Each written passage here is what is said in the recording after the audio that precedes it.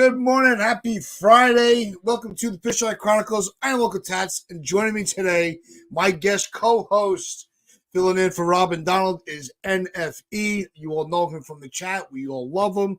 NFE, how is everything going, my brother? Everything's going good, man. You know, it's Friday morning. The weather's nice right now. I have no complaints. I'm gonna go, get my training in a little bit later. So life is good, man. I have no complaints. I have no complaints. Oh, yeah, we woke up in the morning. That's all we worry about. Right? Exactly. I don't know. It just started raining by me, so. Oh, okay. Yeah. We can use some rain here. While you can, bro. What was But that? listen, I said enjoy the sunshine while you can. Oh, always. But listen, we had a really good open panel with Hector and TC on the Morning Brew yesterday. And the real focal point was everything with Soto. And what it would take in prospects to get him here, what his long-term contract would be, to kind of get everybody a little caught up. You know, a lot of different names were thrown out. Two names that were prominent that were almost, without saying the word untouchable, were Dominguez. Pretty much everybody else, the names were thrown out there as possibilities for the trade because it's Juan Soto. And then also what the contract would look like if we were to retain him. So one of the, I want to really dive just a little bit more into that on our show here. And if you were, do you have that player that really is off limits, or is it's Soto and all bets are off? Anybody is available. So I don't want to say that anybody is available. I mean, we have a lot of prospects. I do think that Hal wants to continue sticking with the youth movement. So I don't know that, everybody's available on the table. So, the trade that was suggested was giving up Michael King, Johnny Brito, Peraza, and Everson Pereira. The only change that I would make is maybe not including Peraza in that deal. I would include another pitcher in that deal. Maybe, a Clark Schmidt, maybe Randy Vasquez are possibilities. The Padres do need pitching. I don't know that they need another infielder. I mean, they're already crowded at infield as it is, so I'm not sure why they would want Peraza, assuming that that's who they're interested in. But I don't know why they would need him. They already have Bogarts, they have Tatis Jr., they have Machado, they have Kim, they have Cronenworth. So they have to solve their infield issue anyway. So why add another infielder? Yeah, the infield's pretty set for them. But what's funny is I don't think Vasquez was brought up yesterday as far as in pitches for the trade. That's an interesting one because he did pitch very well while he was up here. I think Brito is also another one because he could almost be, that spot starter. He could be a bullpen piece. So his abilities are also very flexible, which could be enticing for a team that's looking to make some moves. And, the fact that Soto has been really on the forefront of all the players that are up for a trade, it does leave it open to whether it's, Vasquez, Brito, Schmidt, King. I think it's all on the table because I don't think there's one person that's on that list of what I just named you're going to say no trade because of one of those players. Do you think that's fair?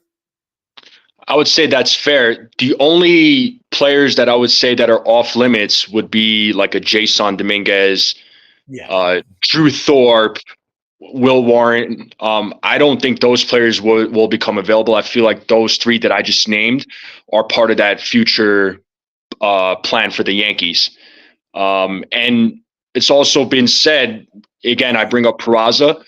and Volpe are supposed to be the future infield.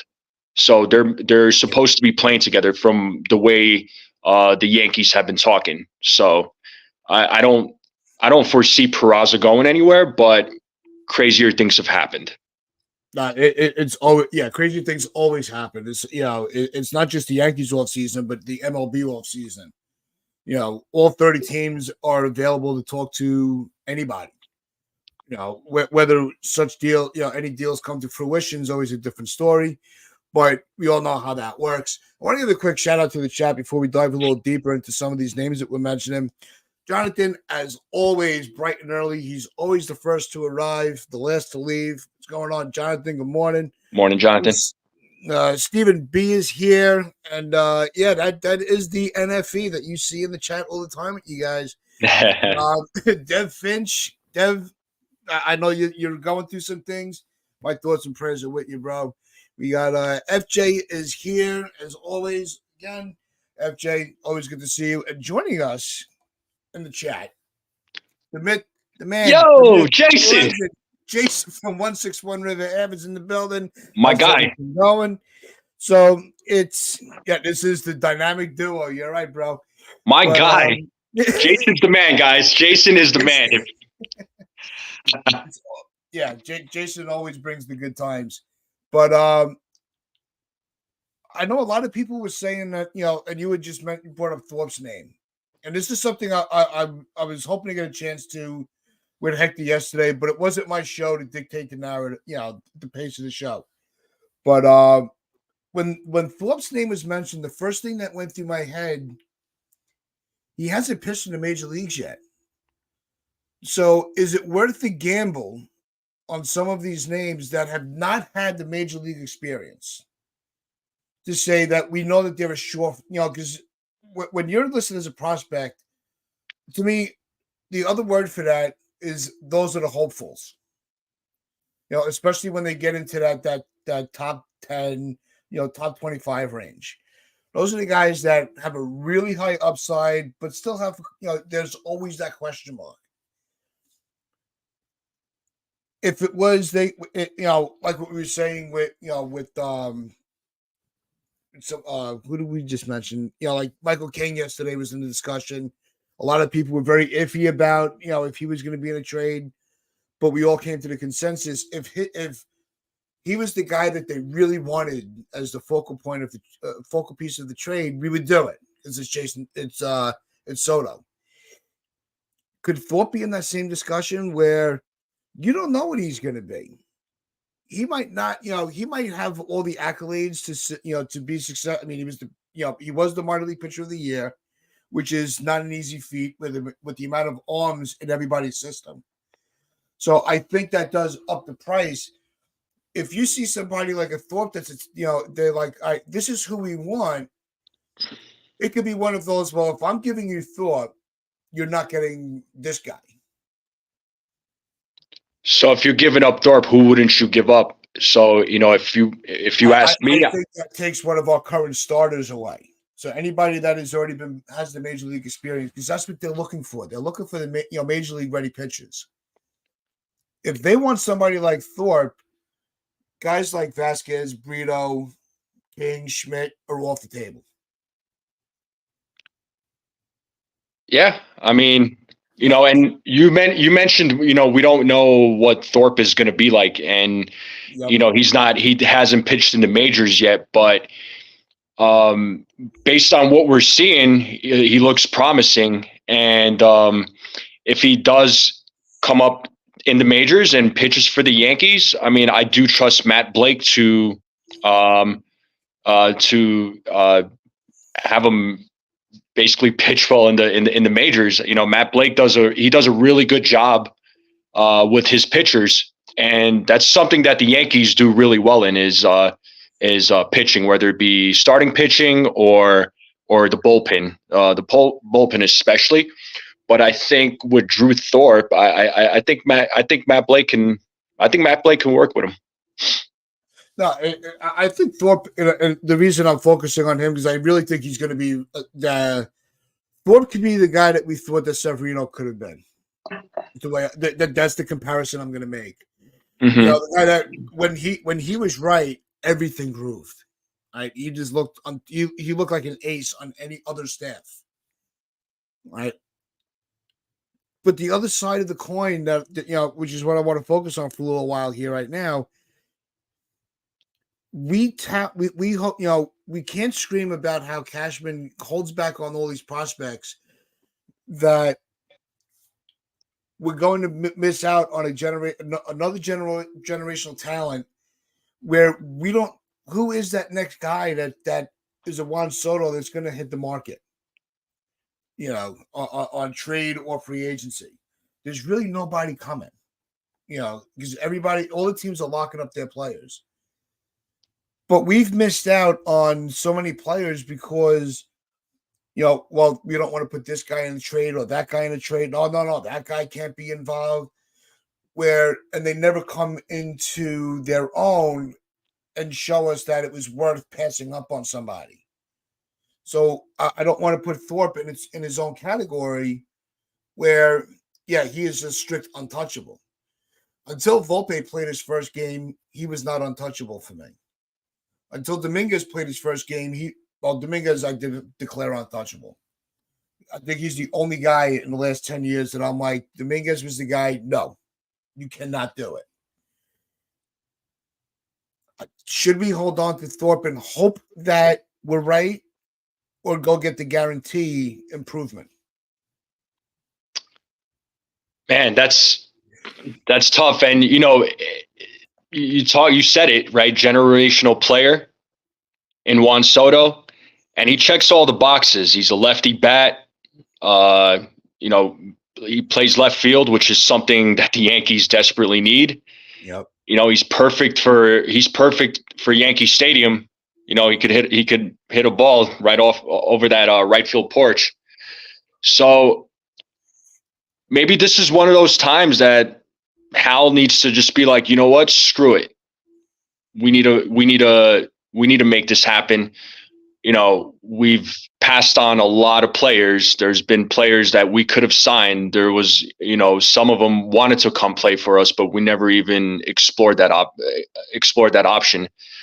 So, maybe Thorpe is on the table for this trade. Yep. So, instead of, that's another option, right? Instead of, trading Michael King, maybe you include Thorpe in that, So I'm just throwing different proposals out there, but there's just a lot of different proposals that you can put out there to get Juan Soto. Yeah, Jonathan's echoing what we were all talking about, on the open panel yesterday with Hector.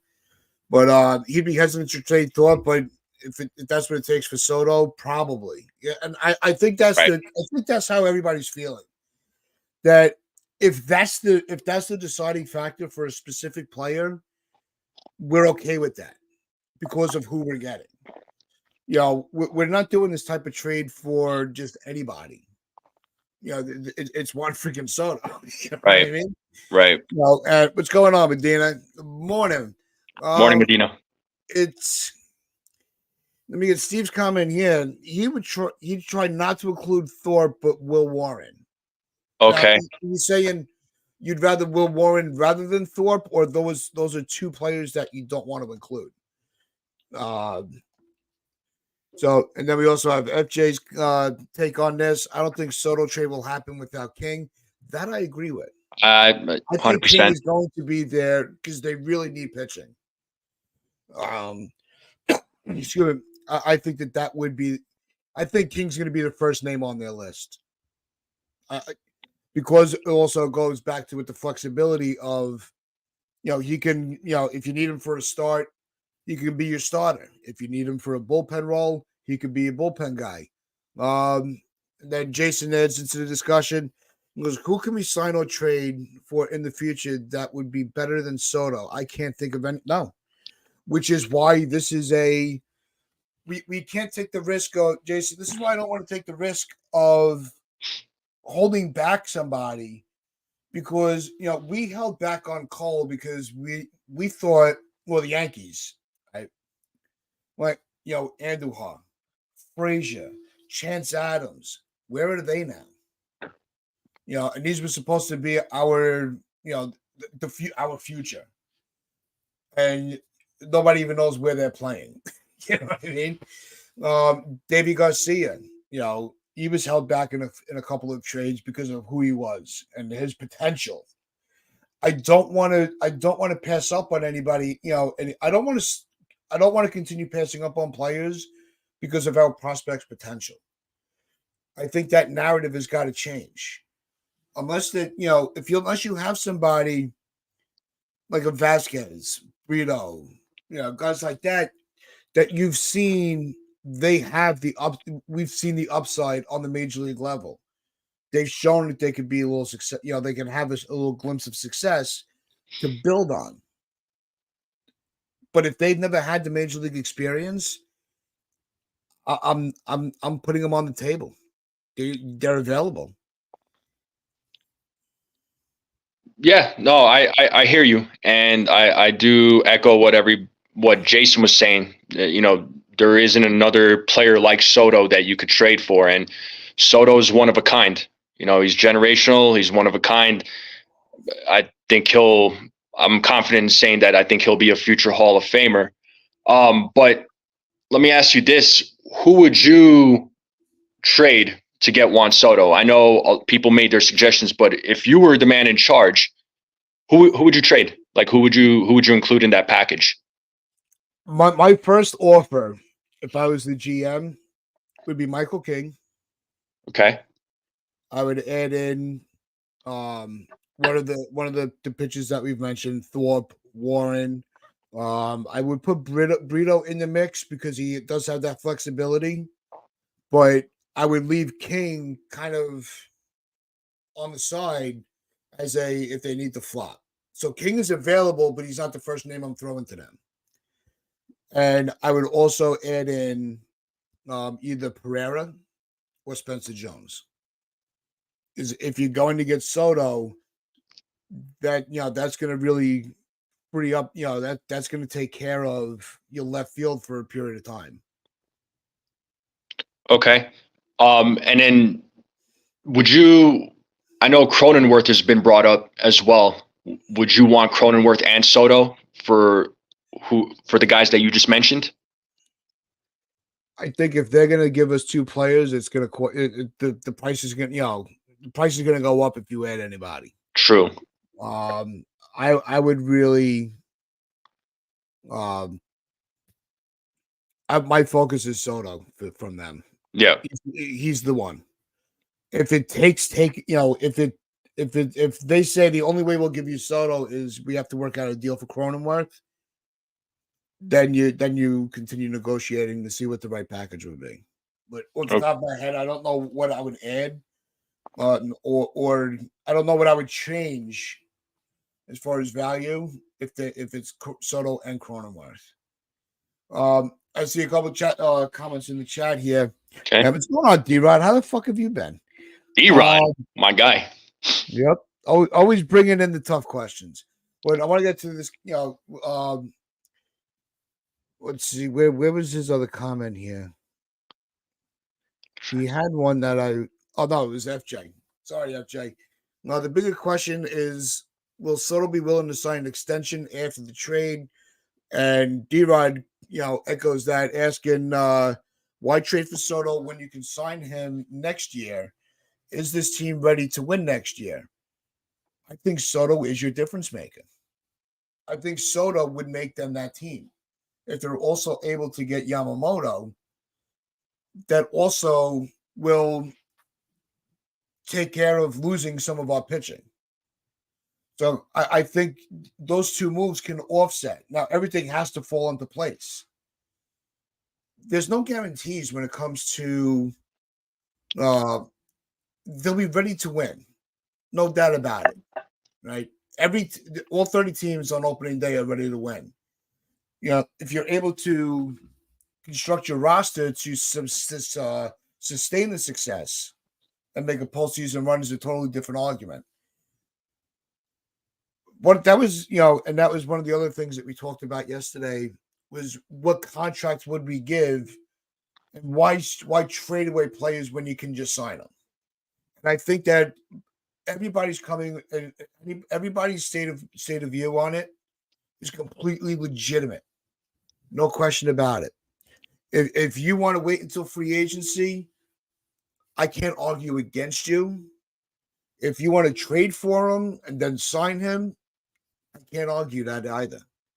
If you want to just trade him, cross your fingers, he can get the ball rolling, and then maybe lose him in the off season. That's where that gray area comes in. Because if you can't guarantee that he's going to be a trade and sign, I'm lowering my price. I'm not just going all in for 1 year, even though it's Juan F. and Soto. Mm-hmm. Do you think that's fair as to the way that people are looking at, all the different points of view? Or is there one that you favor over the other that it's, really not a legitimate argument? I think both are legit. Why? I know some people are saying, why not just wait till free agency and then sign him?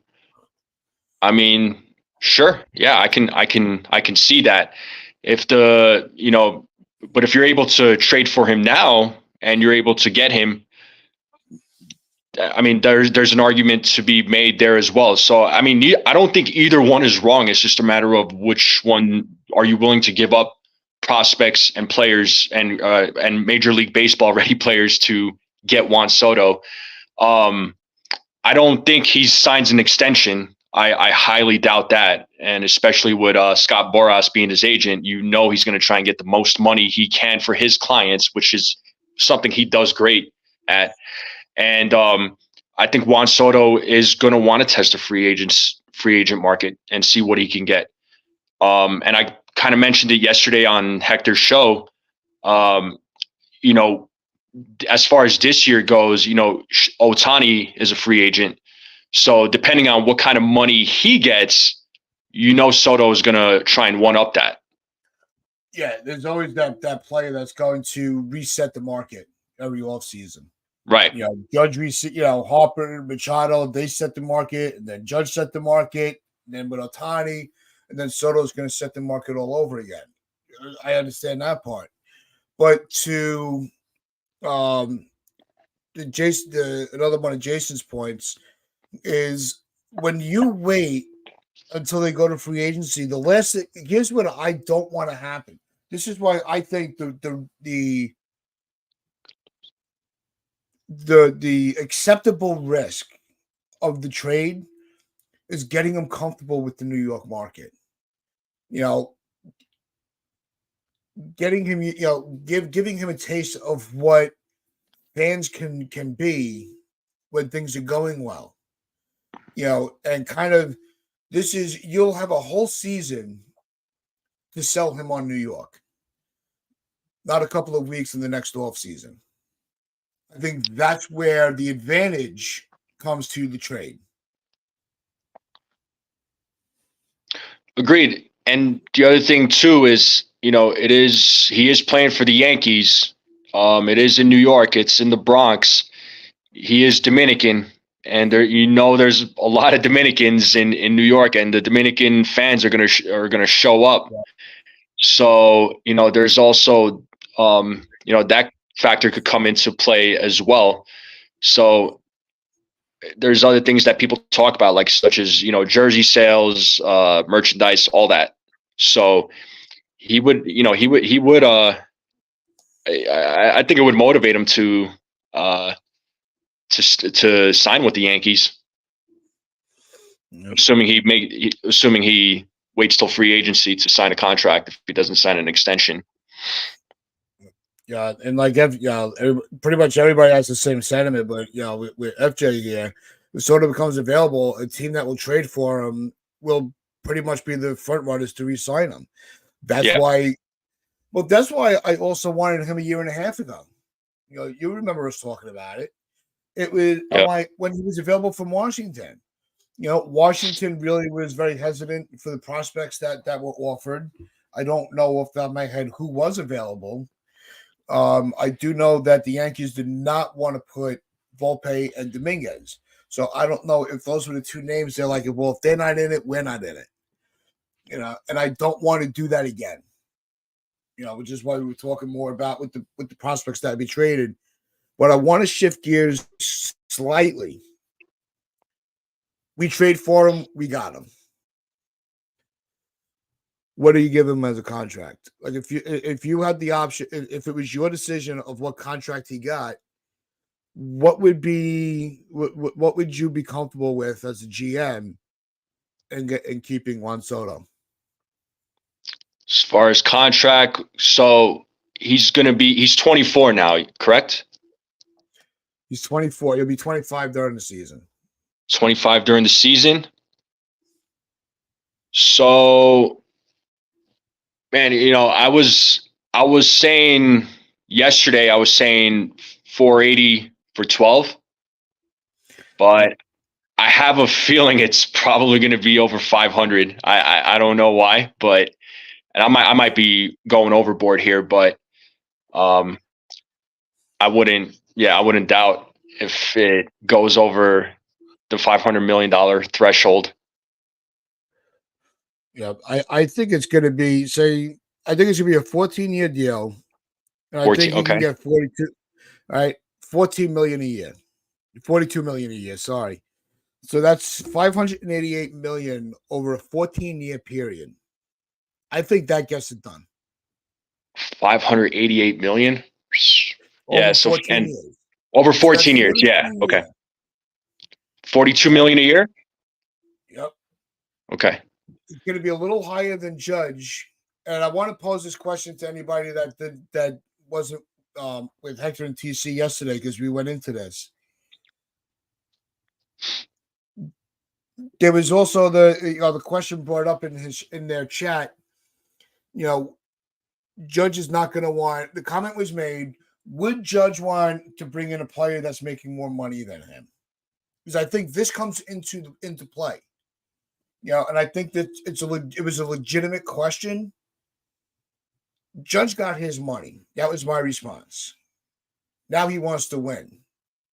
Judge doesn't come off as a guy that has that ego where he's like, no, if I'm making 40, he's got to make 39 and miss out on players that'll get him a championship. Do you think that it's one of those Judge's ego will not even be an issue if they have to pay him a little more than Judge is getting? I don't think so. I think Judge, he wants to win. He wants to win. He signed that contract a year ago. He wants to win. I don't think he's going to let that get to him. I don't think he will. He wants a team around him is what he wants. I mean, you heard him in the interviews. He wants to win. And the guy he goes out there every game putting his heart out there, So I don't think he would let his ego get in the way. I don't think so. I think if anything, he would welcome him as the cap. He is the captain of the team. So I don't think that he would. No. I think it's also the structure of the deal is also going to be a way to get around some of the concerns of the later years of it. So if we throw in there, and my suggestion was because Anna LeBeau made the comment, well, if we're going to get him, at this age, what's he going to look like in 10 years? And first of all, shout out to Anna on the Morning Brew chat. She's awesome. Mm-hmm. Very great, representing the ladies very well with their knowledge. But I really think that you can get into a deal where you give him the option. Now, this is after the show when I started really diving a little deep into it. So say you have the 14-year deal, 42 million a year. At 8, he's 24 right now. Right, in this off season. In the off season, right, he's 20, now he's 20. Fast forward, he's 28 years old. Give him a player option. If he's not happy with the way the Yankees are running the business, he can opt out, still have some of his prime years, to retest the market and try going somewhere else.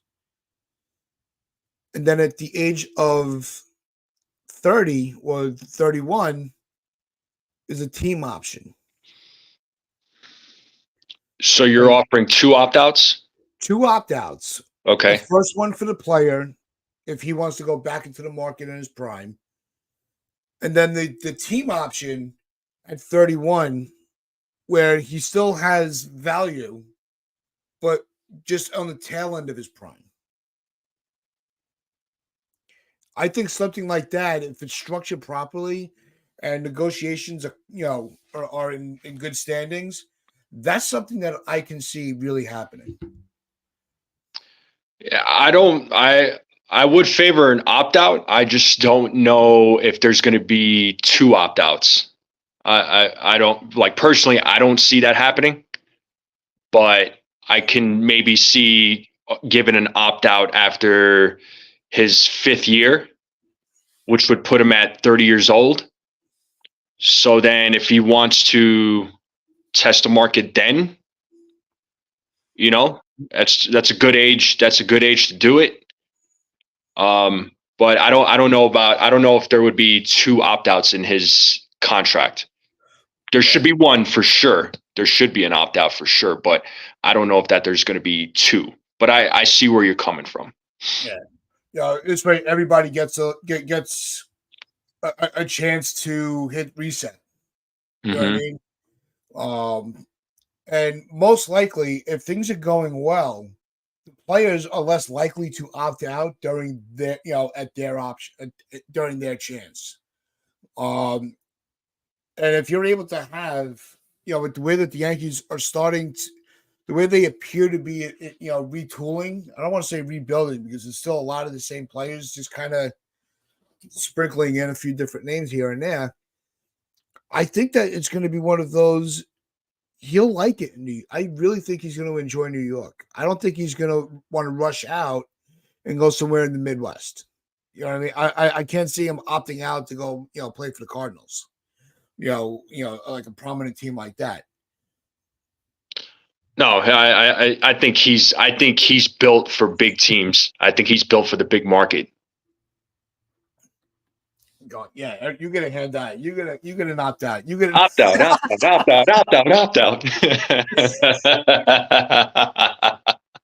But Sunil, you're nuts. Yeah, you're nuts. Sunil's that guy. He's cool. Yep. Yeah, but we'll keep him. Yeah. He probably just got done with playing pickleball. So, yeah. So the there's still one speculation with his contract that that I'm very against, and I want your take and the chat's take. Okay. Here's my one thing that I will not put in his contract, and that's the no trade clause. Yeah, I would not include. No, you cannot. Yeah, no. I think that needs to start getting, and I think every owner and GM across baseball should start getting away. I think that's I hate that. I hate the no trade clause. Yeah, it literally puts a chokehold on the team. Yep. Like it literally just puts them in a chokehold, and teams are limited to what they can do.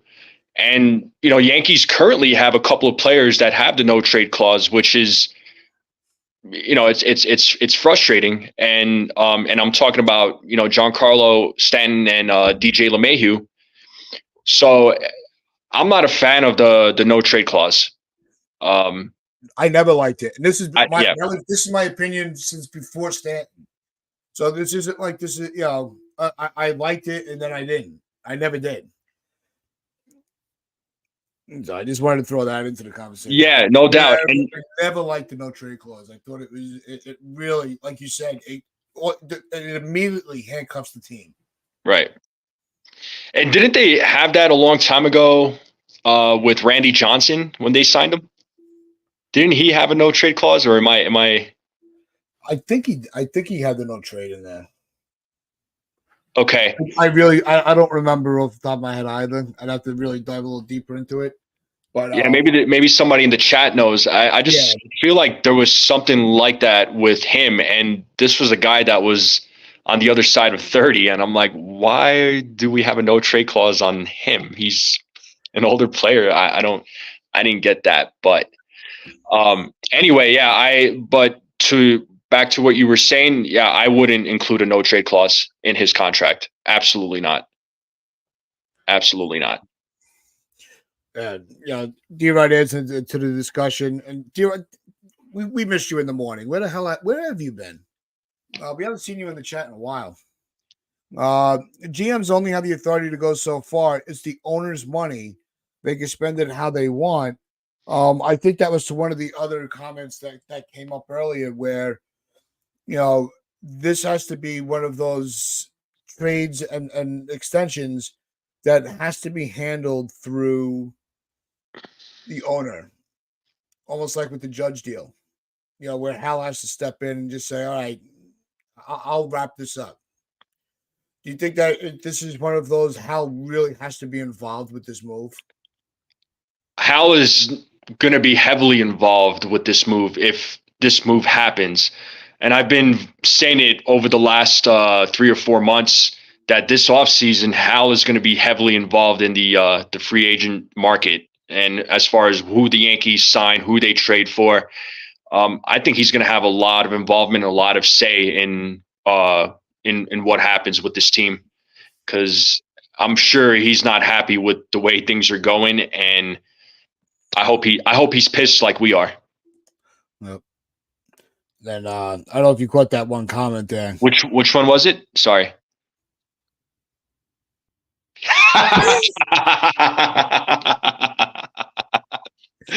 Yeah, D-Rod. So and then he throws in Anthony's point. Cashman will not have the authority or the balls to close the deal. Facts. I don't trust Cashman. He can't handle this by himself. Yeah, true. And remember the way that he botched everything with Judge, where Hal had to call from his vacation, and the way that Cashman screwed up the beginning of the year, with the arbitration, his training wheels are back on. He doesn't. I don't. He's not allowed to make any deals unless Hal says, "Yeah, okay, go with it." I think Hal really needs to take control back of this organization. I think that's why things have gone so off the rails. With Cashman, Hal was just sitting back and just trusting Cashman to make the right decisions. And the way we were embarrassed this year by not even being, really just completely falling off the grid with the playoff chase, I think Hal is like, you know what? You screwed up you screwed this up enough. And I think he has every intention, whether he delivers or not, it's another argument. But I think he's going to have every intentions of getting this team, this organization back on track. I think he's involved in everything this offseason. Oh, absolutely. Absolutely. I can't see him not get involved. He's remember, he was, like you mentioned, he was the one that made the Judge deal happen. Yep. Right. And then this year he was the one that made the call of bringing up the youth. So that was all Hal, right? That was all Hal. Yep. So as far as, again, who the Yankees trade for, who they signed this offseason, he's going to have a lot of say. I think he was sitting back because, as the team's owner, and you trust that your general manager is going to make the right decisions, that they're going to spend the money where it's supposed to be spent. He's going to sign the players that need to get signed. But unfortunately, things did not go the way he wanted it to go. So I've been saying it, he's going to be heavily involved this offseason. He's going to be heavily involved. So, we'll see. I hope he does put his big boy pants on and keeps his promise on improving this team for next season. Yeah. The other thing that I think really shocked him was us fans are crazy for our team. Win, lose, or draw, that stadium is always full. Whether it's from fans, tourism, Whatever. Mm-hmm. I was at the game the games the final the last home weekend. Right. Met a bunch of got out to meet up with Hector and TC, and let me tell you, those dudes are freaking awesome. Met Jonathan, we hung out. I Yeah. tried to get Jonathan to have a beer with me, but he had his water. He was good. But that stadium was empty. Even with the rain. I've never seen that before. Never. And I know it's been a long time since we've been in this position as far as with the standings. But the team just gave, the audience, whether it's fans or tourism, the spectators weren't there. They didn't even bother showing up. I think that was the wake up call for Hal. Yeah, and you mentioned the last game. I watched it actually on TV, and I noticed, I definitely noticed that the stadium was extremely empty, or just very empty, and I couldn't believe it. I was just like, "You got to be kidding me!" But I thought, okay, maybe it's raining, but I think it was just the Yankees fans' way of saying this season's over. So what's the point? Yeah. Let me tell you, if they were in the wild card hunt or the playoff, if they were in the playoffs, that place is booming. There's no doubt in my mind about it. You think we care about getting wet? There's plenty of places to find cover. Oh yeah, You know, and he knows that even if it did happen that way, the concessions are going to make bank. Everybody's hiding by them. Yeah, I think that it not only hit the visuals of seeing that the stadium that empty, but what else did anybody else make? The concessions didn't do well. There was almost no traffic through the team store. There was probably sit anywhere in the steakhouse, the Hard Rock. Pick your place that you like to go. But Damien has his comment. What's going on, Damien? what up, Damien? My problem with Hal is that he has to be so involved and then needs to man the hell up and let go of his friend Cashman and Fishman. Stop mixing business with pleasure. Yeah, I think Hal needs to have that. I always make the joke with Cashman being the Tom Hagen of the Steinbrenners. Right? I think it's time for Hal to have his Michael Corleone moment and just say to Tom, "You're out. You're not the guy. You're not the right guy anymore. We'll still keep you involved because we still, you still have value to us. We'll find something for you to do, but you can't be the GM." I think this offseason is going to be that pivotal point for that. Do you think that this offseason, it's this is a make or break for Cashman? So let's say they don't have a successful offseason and they have another failed season going into next year. Do you think that might be? You think Cashman's gone after next year? Oh yeah, if this if they miss the playoffs again, then it's clean house across the board. And I start with Levine, Fishman, Cashman, boom, everybody. I know you'd like that, Jason, but tell me, it's true what I'm saying. But it's I really just think it's a clean house. Yeah, I think at that point, if like you said, if they don't make the playoffs next year, Kids are gonna roll. They I mean, if after that point they don't make any changes, I'm like, what are you guys doing? What are I know they're already dysfunctional as it is, but heads do need to start rolling. And I know a lot of people want Cashman gone now. A lot of fans are pissed. And there was mentioned yesterday on Hector's show about Kim Ang replacing him, but that's not going to happen. We all know that. But I think she should replace Randy Levine. I would welcome that. But it's I just think, like I said, I want to get into one last topic before we start. Before we get to the end of it. Yeah, there was something else that you and I talked about backstage.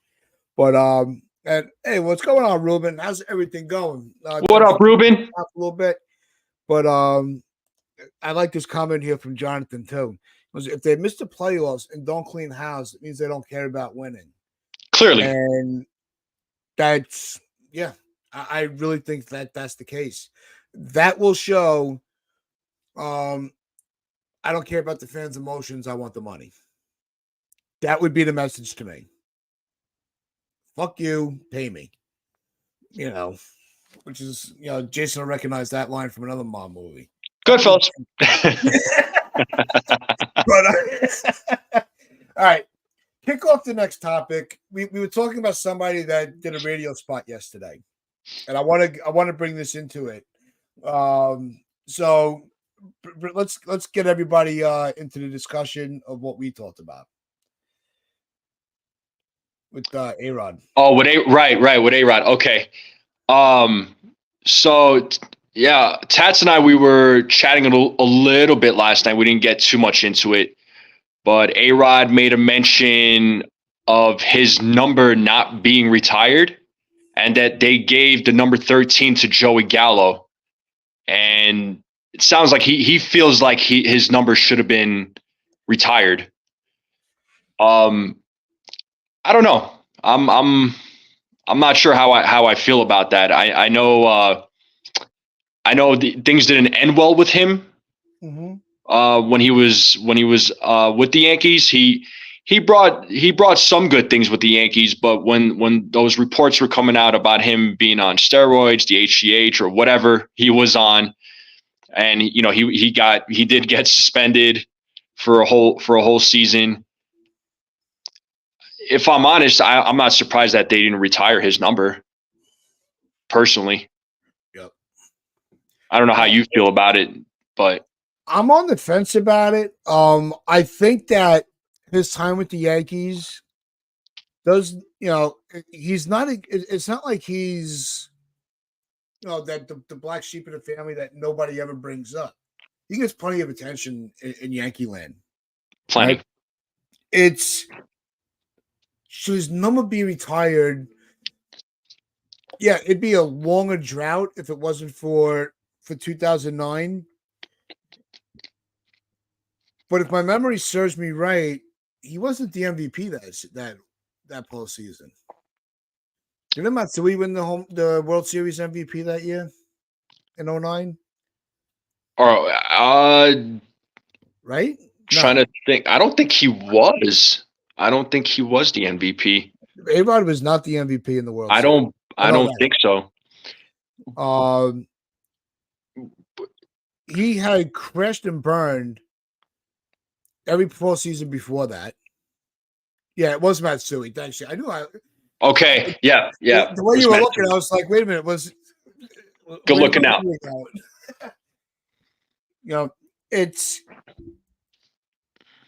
I don't see him as that immortal Yankee. And I might get, this might be something to do a little deeper into the offseason, but there are numbers that are retired that I don't think should be.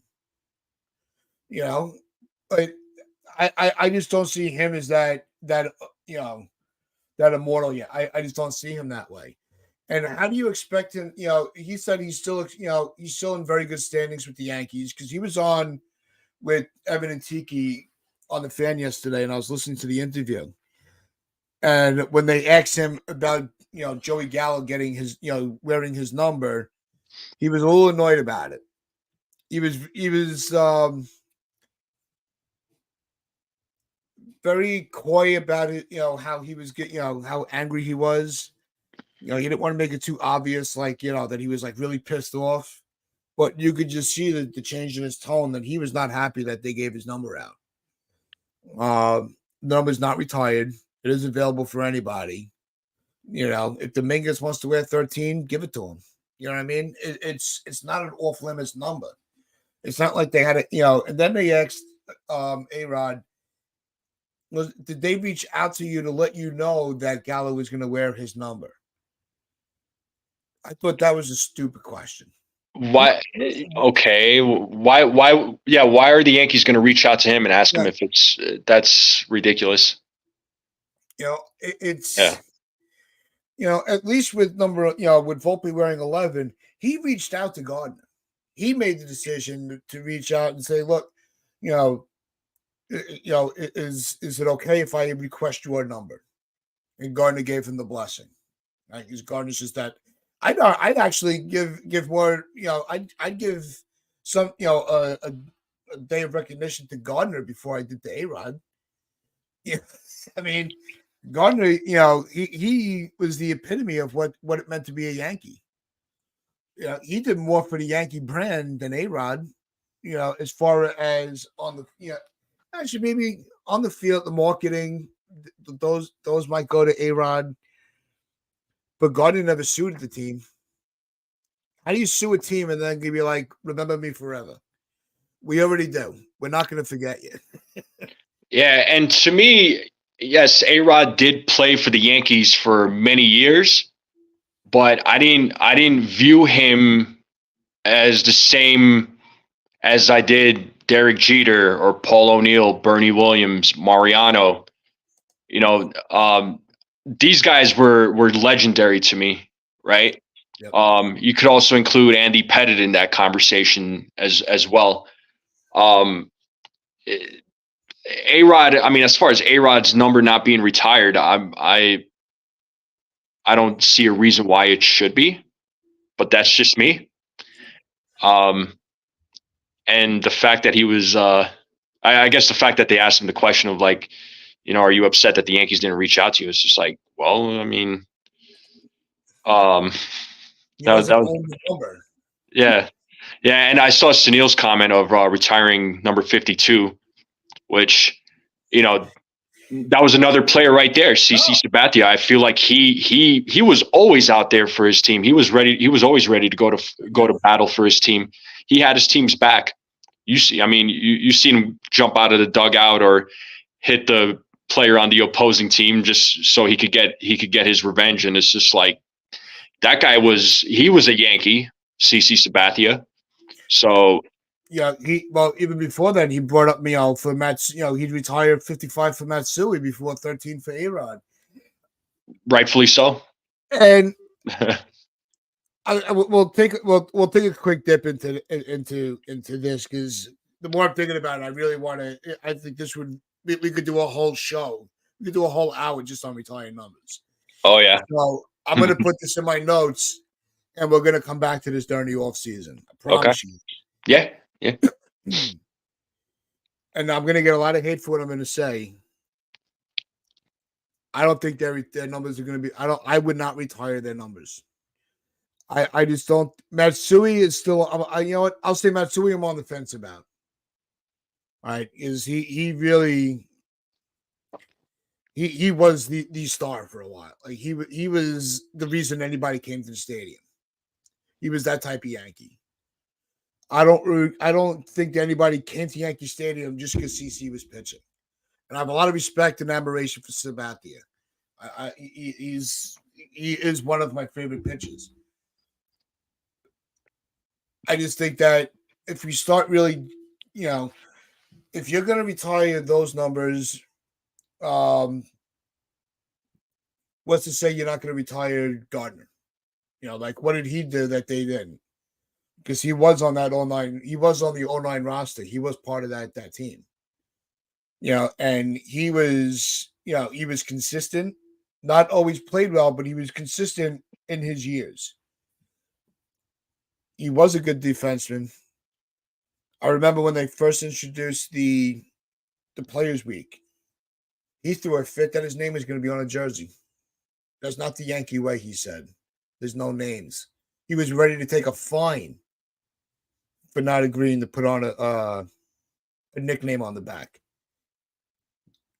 I'd retire him before anybody else.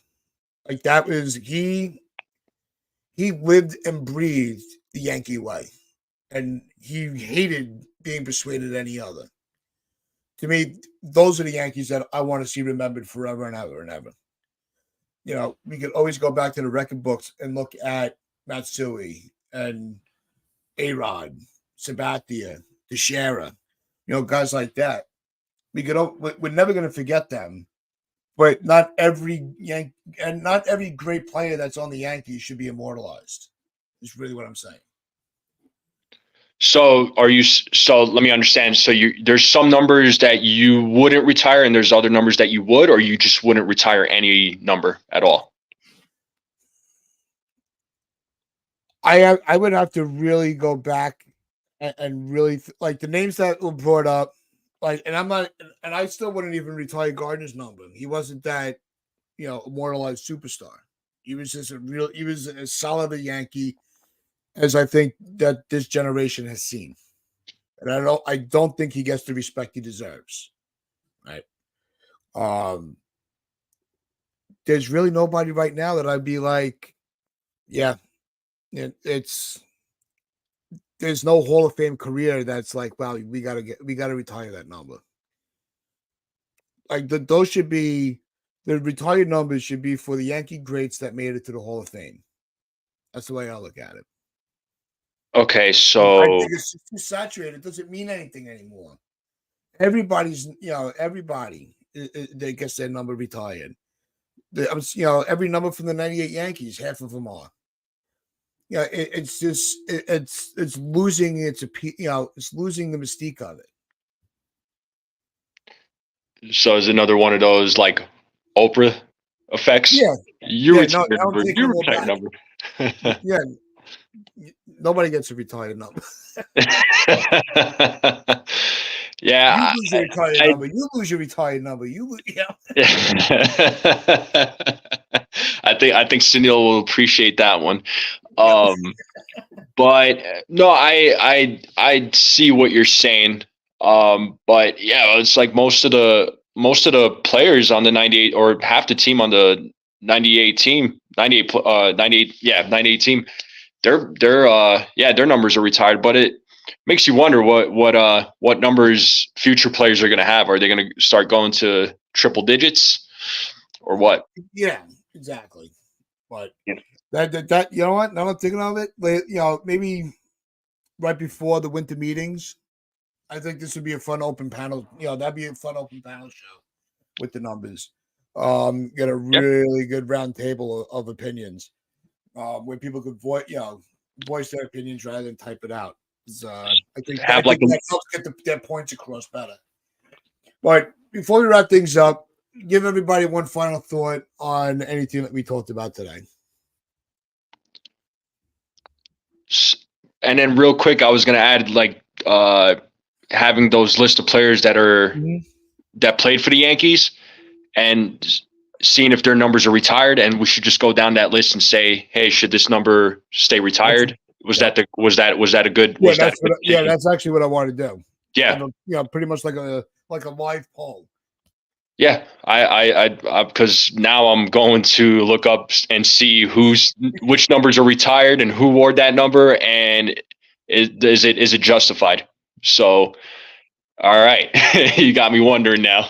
That's So we awesome. have some time to do some homework. Oh yeah, So homework. everybody's putting assignments for December. Okay, so we got a couple of months. That's going to be the midterm assignment. So we all expect A's. Yep. All right. Yeah, so real quick, so I know we're going into the off season here soon. Once the World Series is over. I know we talked a lot about Juan Soto. The one player that we didn't bring up, and I know we've been talking about it, was Yamamoto. I know the Yankees are going to look heavily into him. I know he's a priority. Are there any players that you would sign or you would trade for that you've been thinking about?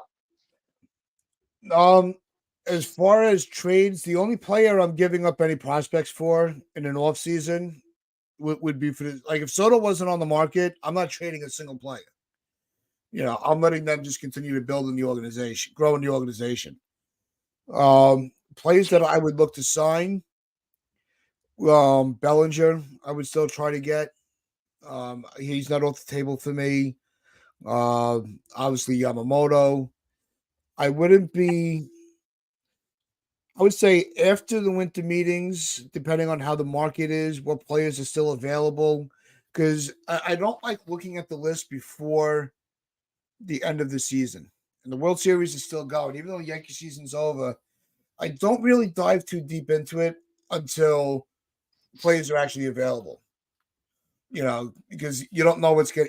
Once because you got the qualifying offers that comes into that becomes a factor. So it's hard to really gauge who's on the market and who's not until we get that off the shelf with the QO. So at that point, I'll probably take a deeper look.